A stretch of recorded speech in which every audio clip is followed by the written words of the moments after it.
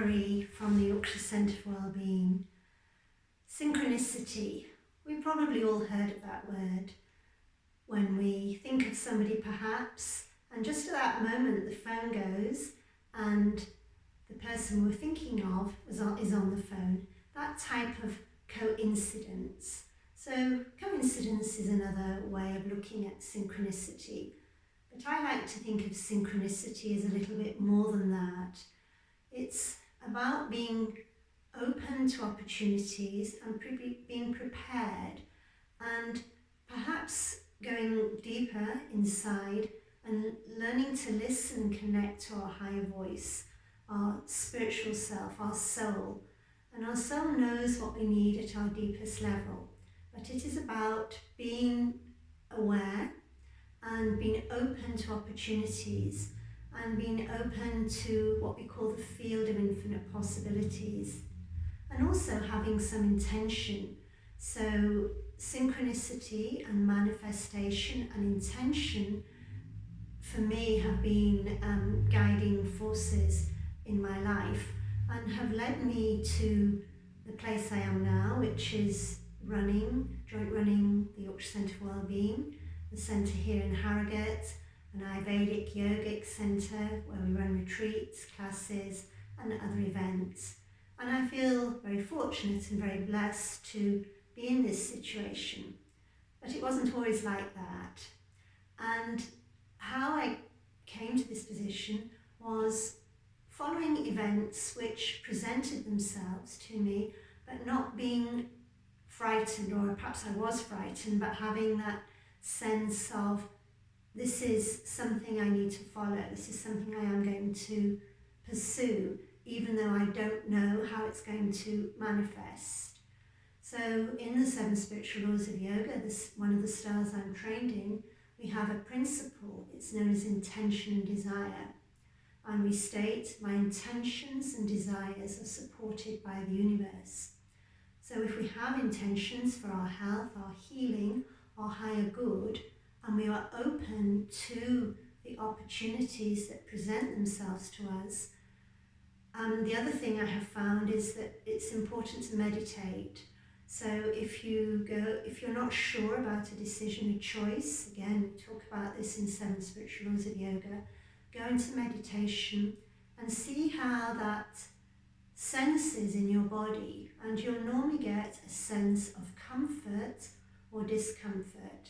So if you feel, we usually feel it in our heart, if you feel a sense of comfort, maybe it's your solar plexus, then that choice, that decision is probably the right one for you. But if you get a sense of discomfort, then perhaps not the right choice. So how may this manifest? And I can only speak from my own personal experience. And briefly, when I was growing up, we had some family illness. In particular, our mother was very unwell, and she was put on medication, repeat prescription without going to see a doctor. And these drugs changed her mentally, and she suffered physically, mentally and emotionally and spiritually. And even as a teenager, I felt there was a better way. It didn't need to be this way.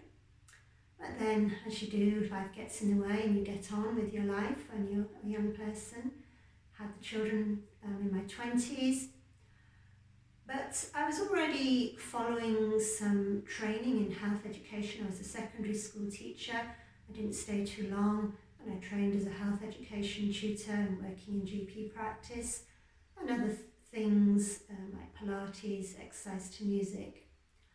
But this was still fairly, it wasn't really going too deep, and I still felt that there was more that could be done, more that I could do to help my own mother.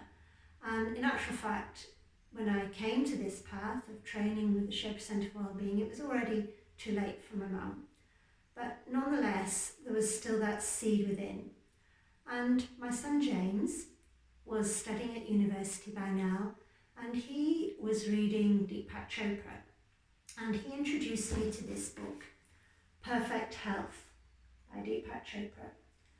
And I read that, and it made sense, talking about Ayurveda, the ancient system of Indian healing, yoga, meditation, diet, lifestyle changes, which could lead us to better and even perfect health. And then, synchronistically, the Chopra Centre for Wellbeing bought a course to Island Seduction of Spirit. Now they usually just work out of California, where their centre is, and at that stage I still had children at home, and I was wondering, I was interested, but could I actually go on this course? Weeks long. It was fairly, it would have been quite a large cost for me. But then another synchronistic aspect was that I'm 3/4 Irish, but I hadn't been back to Ireland since I was a girl. So Chopra Centre, very interested already, bringing a course to Ireland and to meet and be taught by Deepak Chopra, who I was already reading, and that just seemed too much of a coincidence. It's not something I felt I could ignore. And I signed up and I went along for the week. And initially I was thinking I would like to train as a primordial sound meditation teacher with the Chopra Centre. I was already teaching meditation, but that felt the right path to me. However, we were doing a lot of sitting and getting a lot of information in the day, which was fascinating but needed a lot of concentration. And while we did a yoga class in the morning and we could walk around at lunchtime, I found my body started to let me know that wasn't enough for me and I needed to be more active. And again, a seed, I don't know where it came from, but an intuition, if you like, a thought came into my head, and I thought, well, perhaps I could train as a yoga teacher. And I was thinking, no, I haven't got the physicality, and you see people do these amazing postures and asanas and like that. I can't do that. But that seed was there, and towards the end of the week, I spoke to my yoga teacher, and I expressed my thoughts, but said, I'm not sure really I can do this. And she looked at me and said, of course you can. And so with that encouragement, I went away, and almost immediately I signed up to train with the Chopra Centre as a 7 spiritual laws of yoga teacher, which meant going over to the States. It was quite a large investment, and I wondered, is this the right path for me? But I felt it was. And it's about learning to listen to that inner voice as well. And even though you're not sure of how it's going to manifest, how the outcome will be, being guided by that sense that this is a purpose, this is something for me. And around that time, we had moved into the current property we're in, because I'd been running classes in local venues and hiring halls, and finding the work I was doing. I was part-time teaching, but also running exercise classes, etc. And things were going quite well for me. And I felt that, again, I could do more with this.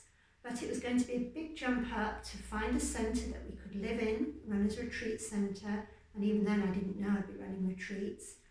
And eventually, with my husband, we took that choice, that decision. It was a big step to take on the property we have now, which is a much bigger property than we had, and all sorts of issues, financial, and also meeting many other obstacles that were put in our path, which sometimes seemed insurmountable. How would we get over these things?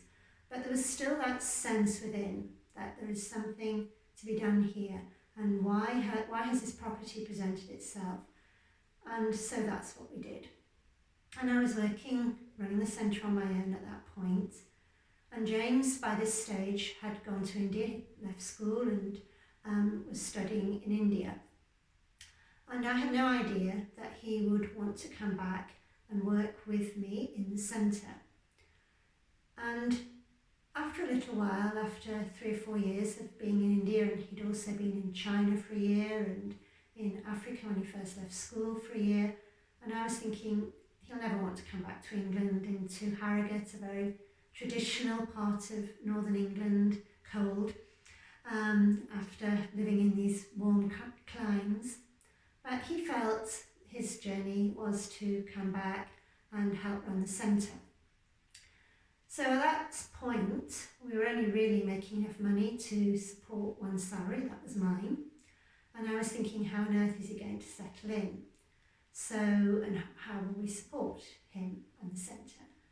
So it came to me, just, I think probably meditation one evening, retreats. We need to do retreats. I was always already doing some one-day retreats, but they need to be in foreign climes, warm climates.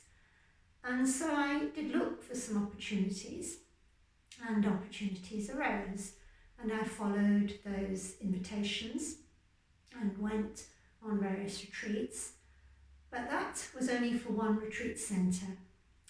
And then the interesting thing from there was that opportunities arose. I didn't go seeking for them. People started to approach me about teaching in various long-haul destinations.